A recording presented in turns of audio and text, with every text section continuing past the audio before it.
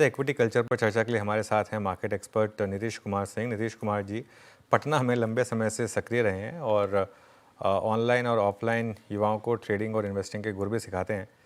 उनसे बात करते हैं। और Singh ji, good afternoon.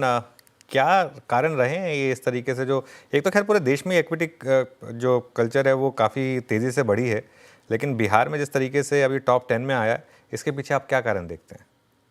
Good afternoon अनुज जी। पहले तो आप सभी को धन्यवाद, काफी दिनों के बाद मिले हैं।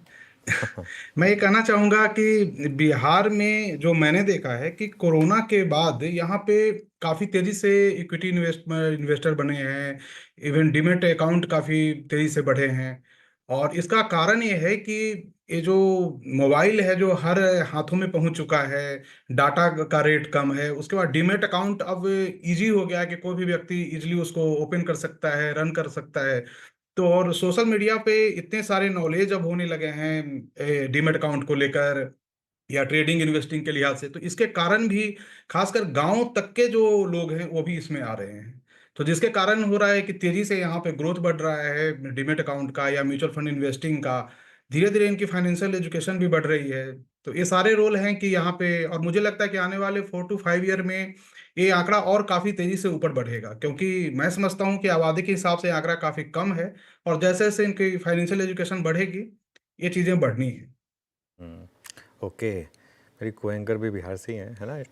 आप बिहार में कहाँ से वैसे? जी, दरभंगा एक जिला नहीं है नहीं, मैं उसमें। बिहार, अच्छा वो। नहीं, मैं को एंकर, हमारे को एंकर की बात कर रहा हूँ। ओके ओके हाँ ओके। हाँ, सवाल पूछिए। जी, नीतीश जी, गुड आफ्टरनून। आपको कार्यक्रम में आपका स्वागत है। सवाल में मेरा जी ये गुड कि आफ्टरनून। बिहार को लेकर जो एक धारणा है कि सरकारी नौकरी ही सिर्फ चलेगी, वो कहीं ना कहीं क्या धूमिल हुई है क्या? जिस तरीके से आंकड़े सामने आए हैं, 650% की ग्रोथ दिखी है 2020 से 2025 में। इस आंकड़े को कैसे आप उससे कनेक्ट करके देख रहे हैं? क्या अब लोगों की धारणा भी चेंज हुई है, स्टॉक मार्केट में ज़्यादा उनका निवेश बढ़ रहा है?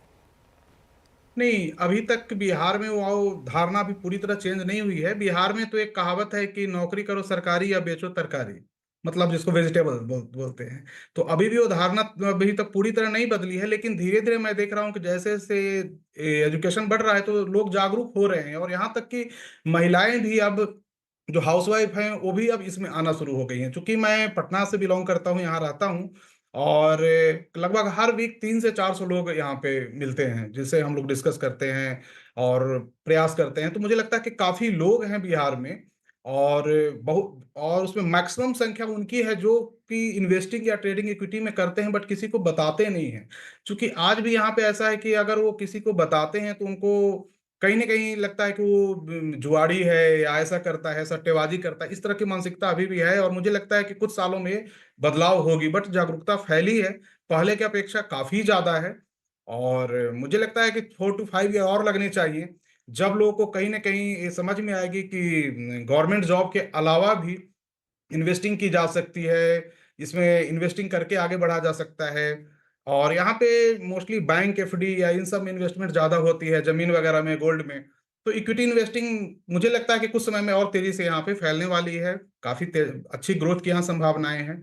लोग जागरूक हो रहे हैं, बट अभी वो समय नहीं आया है कि गवर्नमेंट जॉब के इक्विवेलेंट कहेंगे, लेकिन हाँ, बहुत कुछ सुधार हुआ है पहले की अपेक्षा। ओके, अच्छा नीतीश जी, एक मेरी तरफ से आखिरी सवाल। तो ये जो नंबर्स आ रहे हैं, ये ज़्यादातर जो यंग जनरेशन है जो कॉलेज से पास आउट करके उस उनकी तरफ से आ रहे हैं, या फिर थोड़ा सा जो मैच्योर रिटायर्ड लोग हैं वहाँ से आ रहे हैं? ज़्यादा नंबर किधर से आ रहे हैं ये? ज्यादा नंबर एक कॉलेज पास आउट से नहीं आ रहे हैं। मैंने जैसे मैं लोगों से मिलता हूं तो मुझे आइडिया लगता है कि ये आंकड़ा बढ़ रहा है, जिनकी एज 25 प्लस है उनकी संख्या ज्यादा है। इसका मतलब कि जिनकी अभी जॉब लगी है कहीं पे, वो लोगों को मैं देखता हूं कि अक्सर डीमेट अकाउंट खुलवा लेते हैं और उसके बाद वो कहीं ना कहीं ट्रेड या इन्वेस्टमेंट करना शुरू कर देते हैं। तो जो कॉलेज पास आउट है उनकी संख्या अभी कम है, अभी उतना नहीं बढ़ा है। लेकिन 25 से एज जिनकी ज्यादा है उनकी संख्या यहाँ पे ज्यादा देखने को मिलती है, 25 से 40 के बीच में।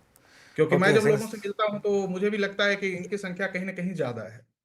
ओके, तो मतलब अगली बार अगर मैं जैसे बिहार आऊँगा तो मुझे शायद वो वेलकम मिले जो मुझे नॉर्मली अहमदाबाद में या कोलकाता में मिलता है।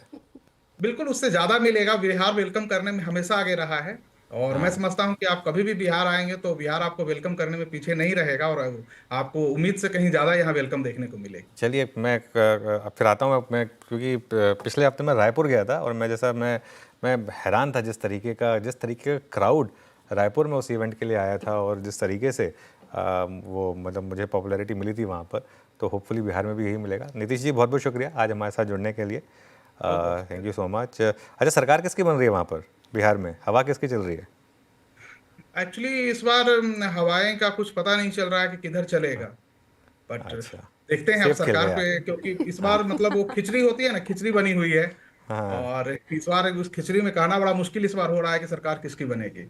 हवाएं हाँ, दोनों चलिए। साइड की चल रही हैं, और यहाँ हाँ तो दो हाँ ही साइड हैं, तीसरी साइड कोई है नहीं अभी हाँ, तक। चलिए ठीक है, आप थोड़ा डिप्लोमेटिकली सेफ खेल गए। थैंक यू सो मच आज हमारे साथ जुड़ने के लिए।